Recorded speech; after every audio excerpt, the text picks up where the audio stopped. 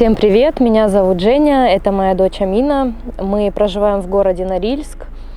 Наша история началась в 2019 году, когда Амине поставили диагноз острый билинейный лейкоз. Диагноз нам поставили в Красноярске, так как Норильск относится к Красноярскому краю. Сначала мы лечились в России, делали пересадку в Питере. Год практически после пересадки мы прожили прекрасно. Диагноз рак вроде как отошел, лейкоз наш. И спустя год, практически год прошел, как у нас случился рецидив. Тогда мы находились в Питере на проверке, очередной проверке.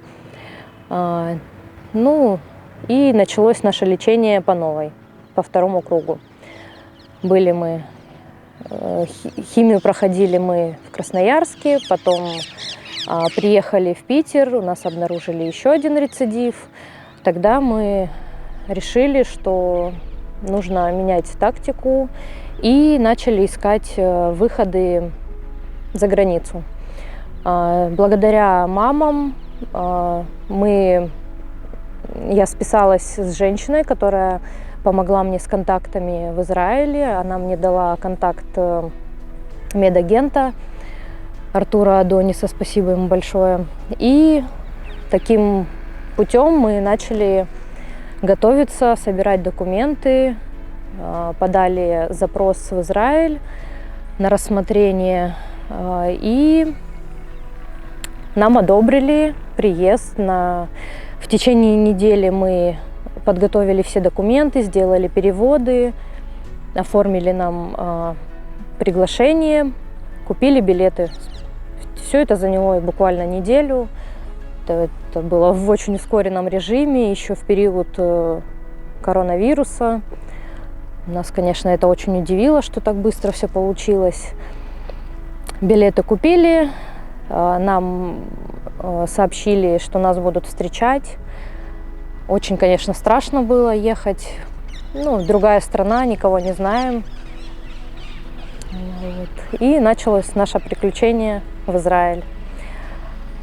Страшно было лететь, но мы прилетели, нас, как и обещали, встретили, довезли до отеля. Просидели мы неделю на карантине. У Амины была адаптация, небольшая температура поднялась, поэтому нас положили сразу в больницу. Мы пролежали неделю, нас прокапали, и когда состояние ее стабилизировалось, нас отпустили.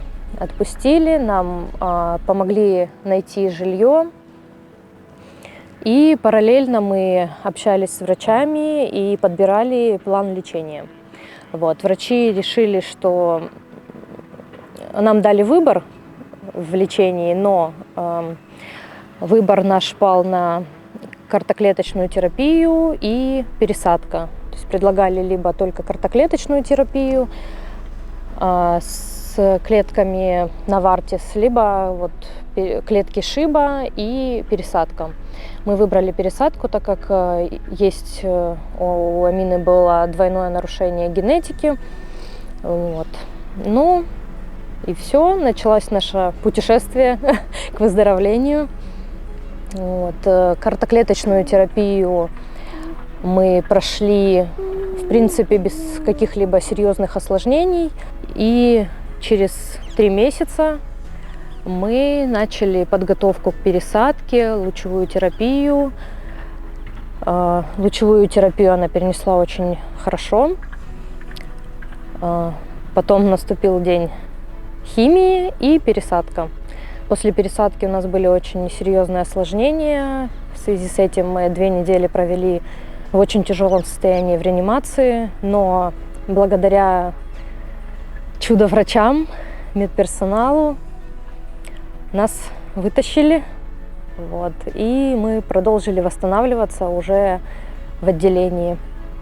После приезда первую неделю карантина мы прожили в отеле на территории Шибы. То есть период карантина нас машина забирала с отеля, привозила в больницу, если надо. и также увозила обратно.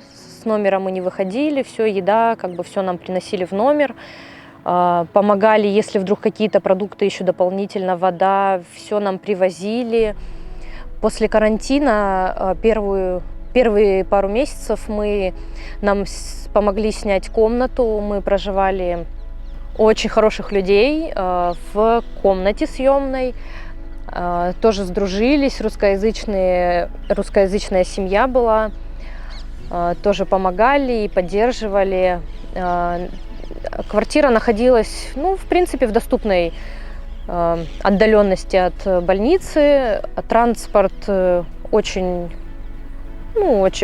хорошо ходит, то есть нет сильных проблем. Единственная трудность с проездом – это в шаббат. Шаббат – это выходные здесь, и продукты надо закупать на шаббат заранее, потому что очень много магазинов не работает в шаббат. Прожили мы пару месяцев в квартире, и потом, когда место в общежитии освободилось, мы переехали в общежитие. Проживали мы в общежитии на территории Шибы. Это больница, в которой мы лечились. Общежитие находится буквально в 5 минутах ходьбы. Очень боялись, конечно, общежитие, такое слово. Но оказалось, что общежитие здесь просто прекрасное, очень хорошие соседи. В основном у нас на этаже были практически все детки с мамами, которые приехали на лечение, все очень дружные, все друг другу помогали. Сложностей с языком, в принципе, поначалу, конечно, было, но в итоге оказалось, что все не так уж и страшно. Поддержка очень большая, все друг друга поддерживают, любая мелочь. Мы здесь жили одни с дочкой, родственников у нас здесь ни родственников, ни знакомых, никого не было. Лежали в больнице, ребята, спасибо им, приносили еду, приходили просто поболтать, кофе попить, воздухом подышать. Дружно жили, не тужили. Так что хотелось бы сказать, что не так страшно ехать, особенно если это касается жизни твоего ребенка. Так как мы жили в общежитии, нам из бытовых каких-то принадлежностей нам в целом ничего не потребовалось такого срочного. Или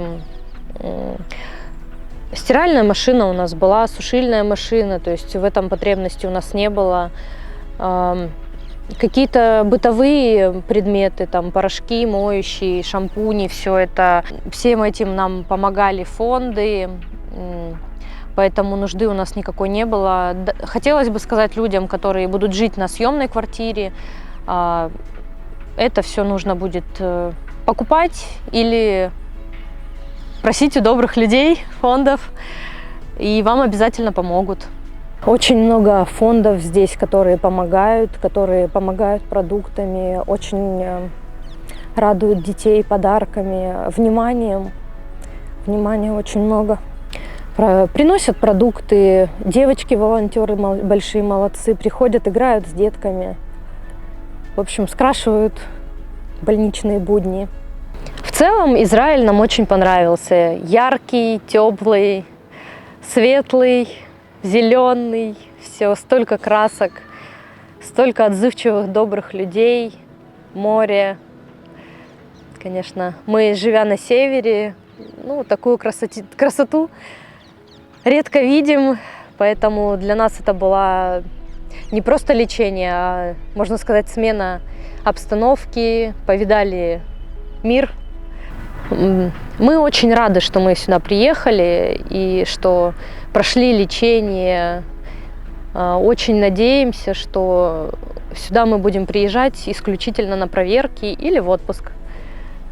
В отпуск обязательно приедем всей семьей, посмотрим красоты, которых не успели посмотреть, и подальше от больницы.